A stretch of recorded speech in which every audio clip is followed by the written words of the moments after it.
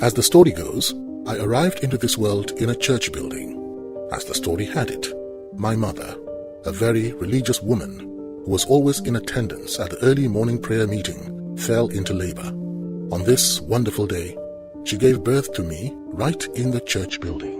This was on September 27, 1954. While in the primary school in those days, being a mission school, I heard lots of stories from the scriptures. Many of these religious stories talked about the beauty, the joy, the peace, and the splendor of heaven. On the glorious day in 1964, at the age of 10, I said to a childhood friend, "The heaven we sing about is very close. So what are we doing here? There is no sorrow or weeping or dying in heaven.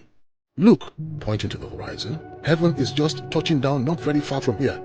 Come on, let's go." So we took off on a humorous trip to heaven, running as fast as our small legs could carry us. However, the farther we went, the farther heaven seemed to become, as the horizon kept stretching out in front of us. Then we met an old man on his way home from his farm, and he asked us, "Children, where are you going?"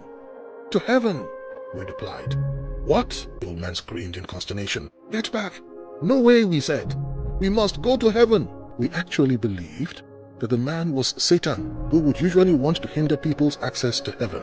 In the long run, the old man succeeded in chasing us back. What did I intend to do when I get to the gate of heaven, you may ask? Simple.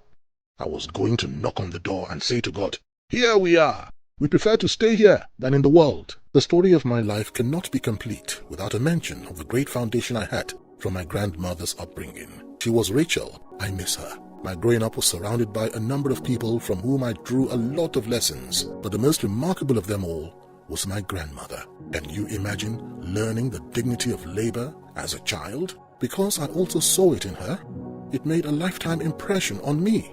I earned my first money at the age of 16 while still in the high school. In those days, such was not common.